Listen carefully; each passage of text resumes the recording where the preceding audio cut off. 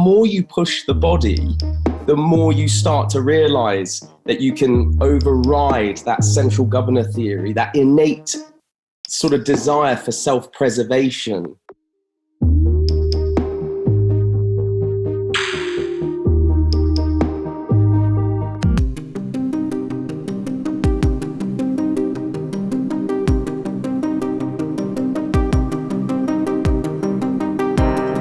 Just said there, because you're one of the very few people who sort of addressed that, where I think a motivating factor was I was the idiot who said I was going to do this, whatever it was, whether I said, I'm going to swim around Great Britain, I'm going to climb a rope the height of Everest. So I think there was an element of my ego just being there, like, if you pack this in, everyone will go, well, you said you'd do it. No one had a gun to your head. So I think there was definitely an element of that. All of these things that I just found that sports science no longer had the answers. And what I meant by that was, take swimming, for example. Swimming as a sport exists in a pool, the controlled pools, it's the parameters are very easily set. But what I found is when I'm swimming and my tongue's falling off, I've got a jellyfish on my face, I'm in an Arctic storm, I'm just going, well, sports science can only get me so far now. And that's where I think Stoicism helped me so much. Just looking at, controlling the controllables, accepting the uncontrollables. Marcus Aurelius and all of his teachings, they resonated with me so much with that.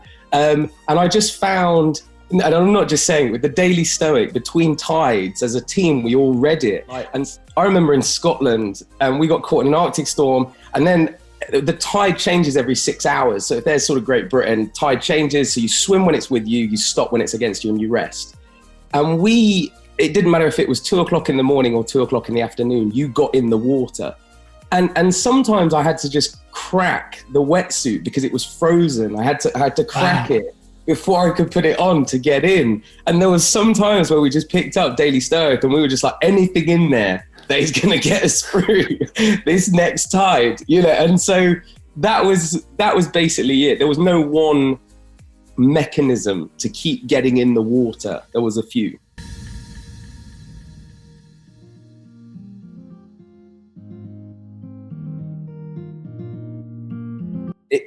And again, I love that you've said that, because so often people think that fatigue is just a physical thing, but only now we're sort of really appreciating that it's an interaction between your psychology and your physiology. It was Tim Noakes who came up with the central governor theory, where he said that fatigue is an emotionally driven state that we basically use to pull the physiological handbrake. And what he meant by that is, say me and you right now, Ryan, we went and ran a marathon. We were like, yeah, let's go run a marathon.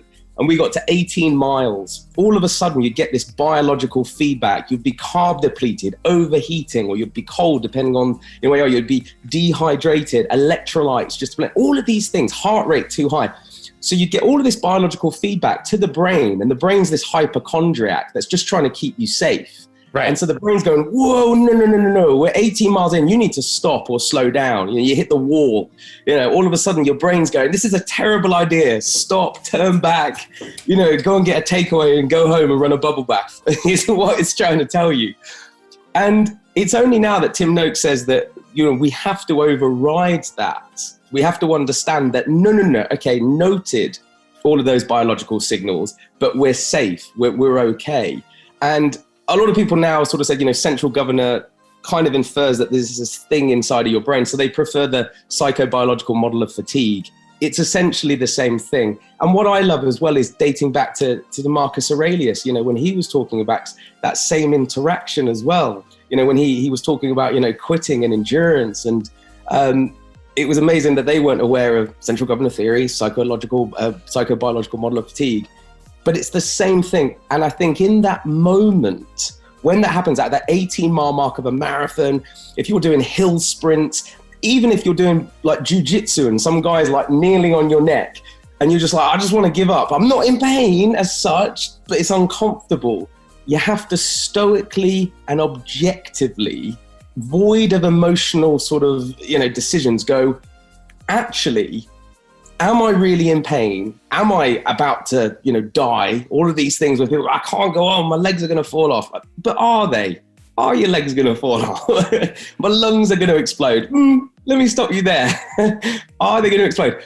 And it's a real art, and you have to practice it time and again. And then the more you push the body, the more you start to realize that you can override that central governor theory, that innate sort of desire for self-preservation. And I think after the Great British Swim, for instance, 157 days, 780 miles, tongue falling off, hypothermia, all sorts. And so now it's funny because even when I swim now and people go, Ross, like your lips are blue, like Ross, your tongue, like parts of it are falling off. I'll go, oh, no, this is nothing. You can push beyond that.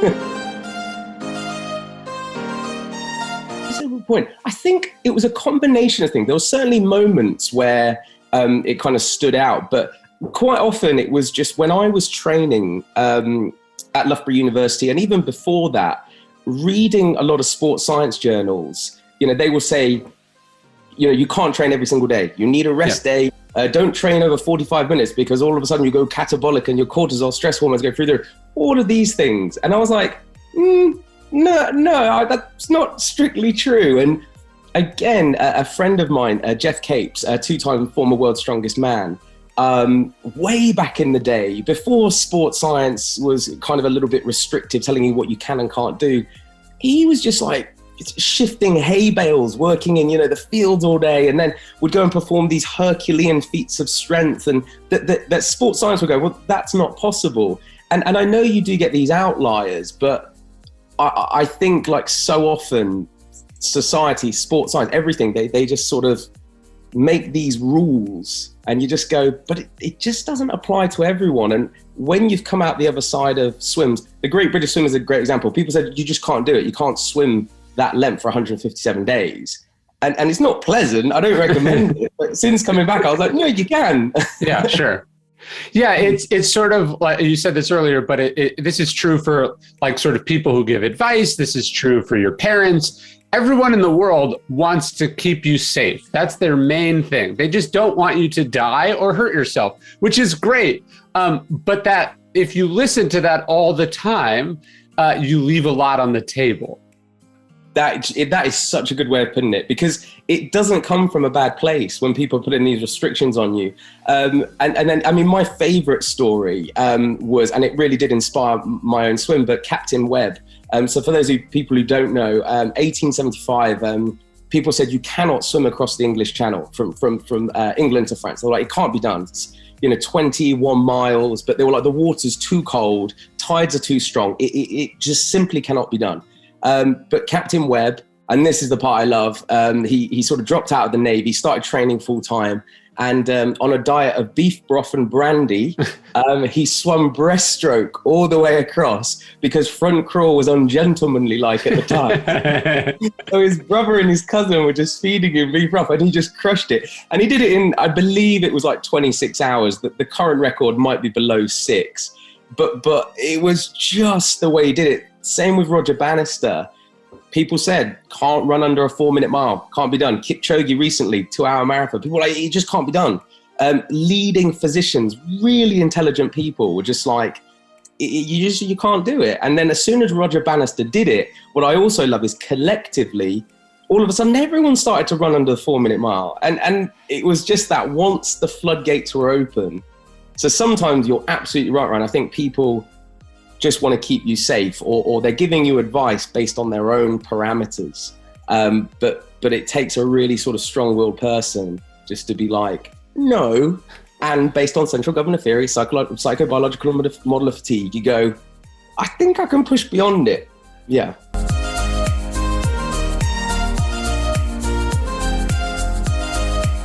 Yeah, do you know what? Because a lot of people can sort of take my advice and it's like a pendulum. It swings too far. And I'm like, no, do not like kill yourself off. Like barefoot running is a great example. I'm a huge advocate of that, but I'm like, build it up. So you see people throw their shoes away and then just go, I'm like, no, don't do that.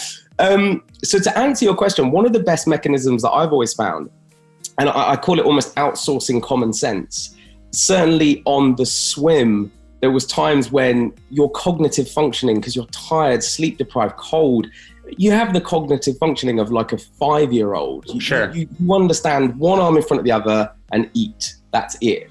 And certainly with Captain Matt, who was the captain of the whole swim, I would be looking at him and just being like, if I'm not making much sense, if I'm going backwards, there was sometimes, I remember I was so sleep deprived, I was swimming at night and I was sighting off this light off the boat, and I must have just lost concentration for a split second, and then all of a sudden thought that the light on the boat was the moon. So I just started swimming like back the other way, and they're going, Ross, what are you? That's not the boat, that's the moon.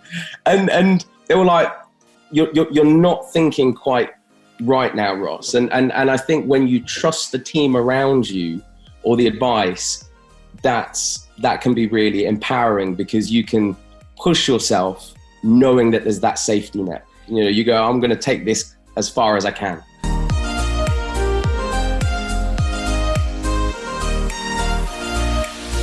100%, yeah. And I think this is, as a sports science example, this is going to sound weird, but to do a full VO2 test, so your lung capacity on a treadmill at Loughborough University, we do this, and you get hooked up into basically like a horse harness, and they just go like, you go until you are dribbling and just kind of like held like a puppet. So we've got that coming up, and it's exactly what you said. Make sure the infrastructure around you, the people, the infrastructure, everything can protect you, so you can solely focus on overriding that psychobiological model of fatigue if it's physical. Or I love what you said there, creatively, just go nuts knowing that people are going to edit it later. And yeah, that's a really good way of putting it, actually. Yeah. Yeah, you have to check yourself, especially when swimming, because swimming for that length of time, especially when you're at night. So we worked out, obviously I swam 6 hours on, 6 hours off for what was essentially 5 months. So doing the math very quickly, I spent 2 months in complete darkness counting the night swims. You're so much more vulnerable than you would be running an ultra marathon or any other feat of endurance. You're like literally, it's like climbing Everest or something. Like you could just get killed in a second. Is exactly it. Yeah. And but also doing it kind of blind. So if you get killed, you won't even know about it. Like something will just come and take you out. And I think you're absolutely right in that left unchecked, your mind will go to a million places. What was that touched my face? Is it a jellyfish? It just, you can't do that. It's like, I always think like your mind, it's almost like this like horse, this wild horse. If you tame it, it's so powerful. If not, it will just run riot and you will not know what to do. And there was always various mechanisms that you could use, or I certainly did, but never one. Because I think a lot of people will go, what one trick did you use? And I was like, no, think of it more like the TV channel. And every swim you'd get in, and some days you'd have a thought, something like a quote, a teaching that would be really powerful and potent, and that could get you through.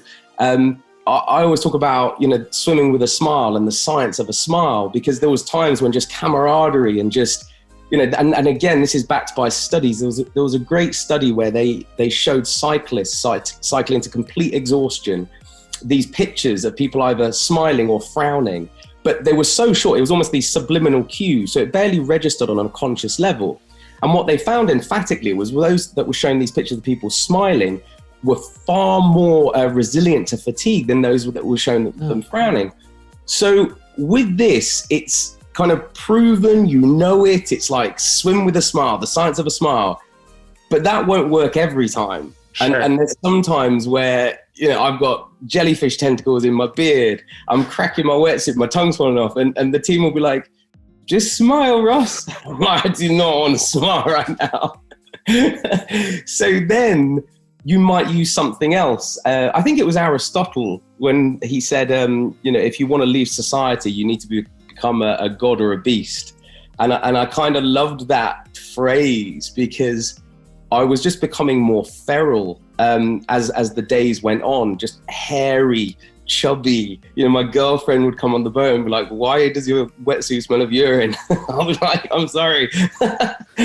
And I think that was also quite powerful. And I talk about stress-induced analgesia. So the way that an injured animal will just fight to the death because it's feral, it's full of fear, it's full of stress. And there was times where that was actually quite empowering, that I was in so much pain. I was so exhausted that I just didn't care. Jellyfish were just like slapping me in the face. I was like, I don't care anymore. And so it was always knowing which one to use. And there was various more as well, but you couldn't just stick to one because smiling all the way around wouldn't work and being feral wouldn't work as well. You need to just switch between all of them. Yeah, there was, so one thing that really resonated with me, again, in sports science, when they talk about adaptive and maladaptive mechanisms for coping with pain. And I think the words that you use, people don't really understand it, but the words, if you've ever run an ultra marathon or, you listen to some of those people when they check into those stops and their feeding stations with their team, the best ones, I mean, I'm a huge fan of Courtney Dogwater. When you see her, she's smiling the whole way around. She's amazing. And you see others coming in. Cameron Haynes as well as another one. He's just there running, going, oh, keep hammering. He's just got a grin on his face. You're like, oh my God.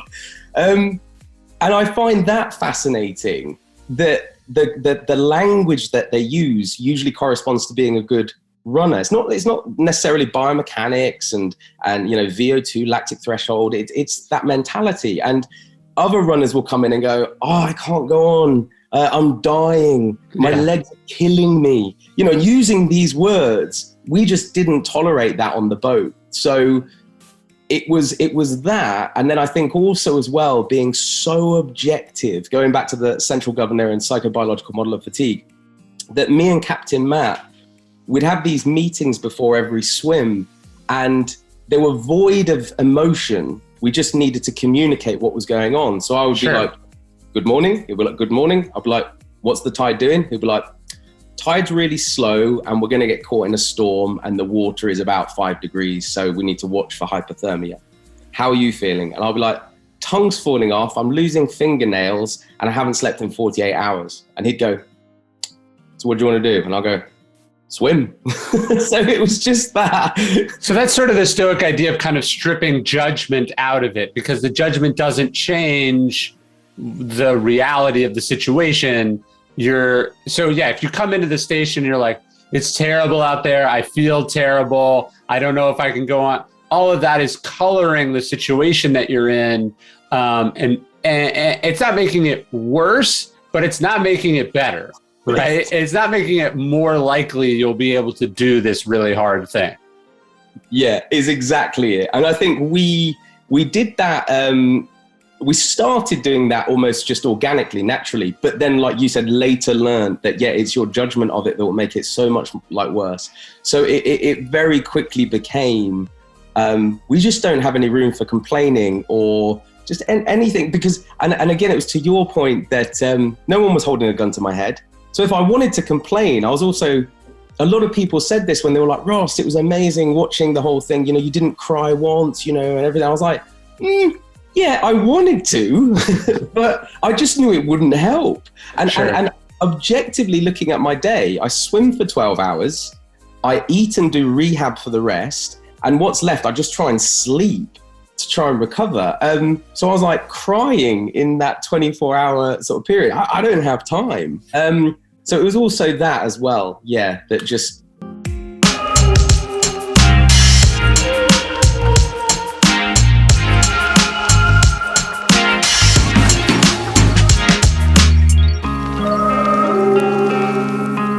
Is exactly it. And it was also as well in your head, just quitting was just a non-negotiable. So it was just when people said, did you ever think about quitting? I was like, no. We never discussed that. It just wasn't ever part of our vocabulary. And so even again, going back to that safety net, but I did know the words I quit wouldn't come out of my mouth, but I could be carried out on a stretcher. Against my will, and there was that element as well, I think, which is related to the pain. It's just going, how much are you going to endure? And I'm just sort of sitting there going, well, I'll be taken out on a stretcher against my will. So that's my threshold.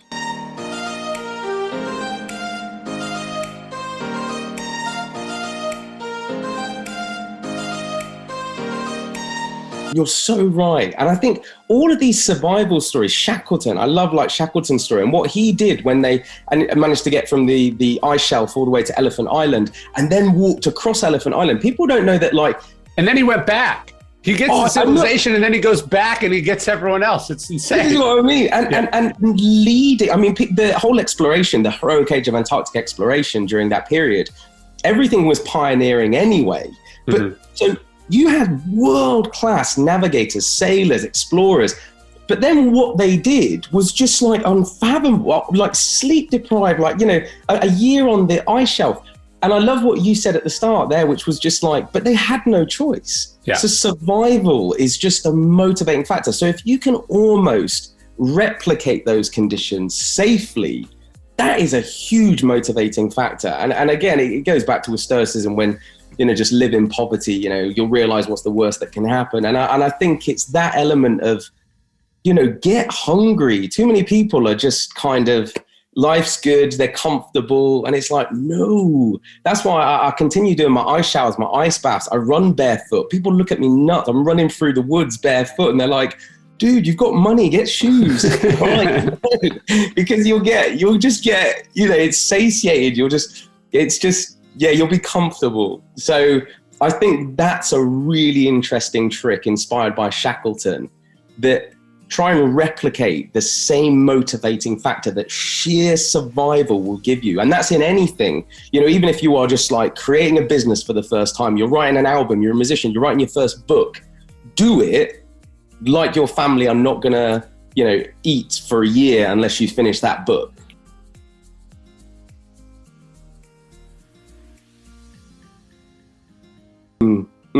I love that you said that, because similarly, when you know what you're capable of, just go like, these are my strengths, this is what I'm playing with. And, you know, and that was, you know, again, almost controlling the controllables, that in those 6-hour swims where the tide was with me, I was just like, or swimming 12 hours a day. I was like, I'm going to swim 12 hours a day because that's when the tide's with me. Yeah. Doesn't matter if I've got jellyfish in my face, waves, tides, you know, it doesn't matter. But that's my period to swim. So if every single day I can just swim 12 hours, eventually you will get around Great Britain. And it was just breaking it down like that, like exactly what you just said there, which was just, you know, how do you know it's possible when you've never done it before? When you break it down, you go, it is at a certain point, it's just a math equation, right? Like, it's like, hey, like with books, it's like, okay, how many pages is a book? How many pages are you doing a day? Eventually you'll get to the end if you don't stop. If you stop, of course, you won't get there. But if you don't quit, eventually you'll get there. You could have the worst time in the whole world, but if you don't quit, you'll get there. It's definitely, I know what you said, because it really does just boil down to maths. It's maths and logic. When I said I was going to climb a rope, so it was a 20-meter rope repeatedly, the height of Everest, at 8,848 meters. I remember I told my dad, and my dad is so like stoic and objective. And I remember he just immediately pulled out a calculator and then just worked out. And he just said, you need to climb a 20-meter rope. And I can't remember what he said. It was like every minute on the minute, you know, for 20 hours. With a 20-second break in between. And he just broke it all down. And I was like, 20 seconds. I could eat between that 20 seconds and go to the toilet if I needed to. Cool. I was like, done. Yeah. Where's my rope? Well, in Meditations, Marcus says, you know, you assemble your life action by action. No one can stop you from that. Meaning, you know, no one can stop you from doing the 20-meter rope, right? Like the whole thing, something could happen that prevents you from doing the entire thing, right? The rope could break or what. But the point is, like, you have the power to go, okay, I'm going to climb it one more time. Okay, I'm going to climb it one more time. And if you just focus on breaking it down to the smallest component piece, and you just go like, I just have to do this 8,000 times or whatever it is, then it really just does become a bit of a math equation. Yeah, I like what you said though, when you just go, I just need to do this 8,000 times or whatever it is. And people always laugh, but maybe it's being so naive or a very simple man. I'm very simple. I just like look at things. And when people are like, what? I'm just like, but if you keep putting one arm in front of the other, you will swim to your destination. And then they're like, but sharks, jellyfish. I'm like, yeah, no, that's an uncontrollable. But what I can control is this.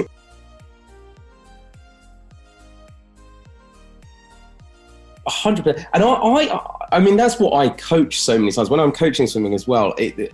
One of my biggest sort of frustrations is when people start, all of a sudden they start looking at the outcome. And I think that's the worst thing you can do if you're clock watching or looking at the horizon. And so as soon, I don't entertain any questions about that. If people are going, how long's left or anything, I'll go, you don't.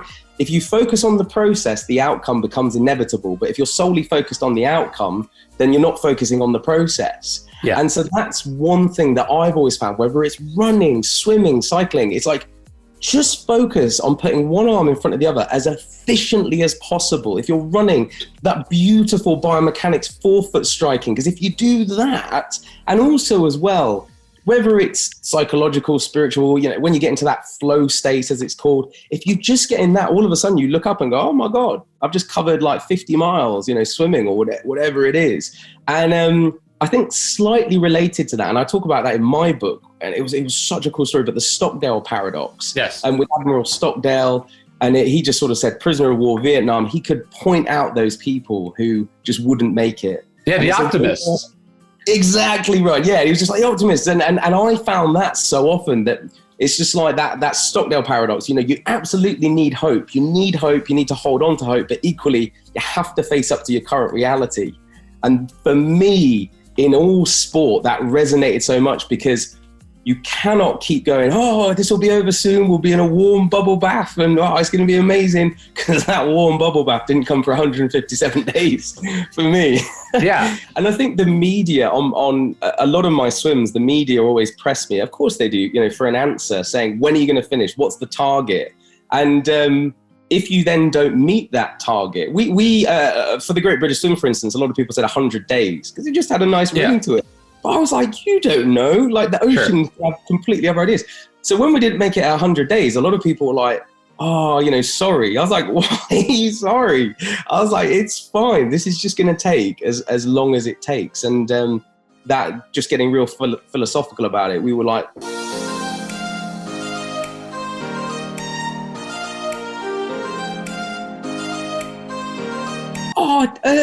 I think definitely empathetic. I mean, I think I find him fascinating because, again, I'm sort of like, you know, the science of a smile, and whereas he's just. It seems like, darker for him. It's a little bit darker, and you know, it would be amazing to go for a run with him because I'd just be there like, you know, suffering strategically managed, David, and just be like, shut the fuck up. but that sort of goes back to what I was saying at the start, that no mechanism is the best way. It's find whatever in that moment is the most powerful and potent to get you through it. He seems to swear a lot, but it works. Like, you cannot argue with the results. But it would be really interesting to go, you know, subliminal cues, people smiling or frowning. It'd be like, and that's what I'm thinking that I'm, but I'm actually, because again, you know, you can't smile all the time. And friends of mine in the military, it is amazing to sort of use what they have as well. So yeah, I could be more Goggins. When I look at Cameron Haynes, I'm like, you know, just that like proper work ethic and discipline. And I'd love to pick up on everything, that idea of just kind of being a chameleon and going, well, what did you use? Because I'll try that. Sure. So you might see a video of me just like cussing, like running, you know, and you're like, oh, it's working.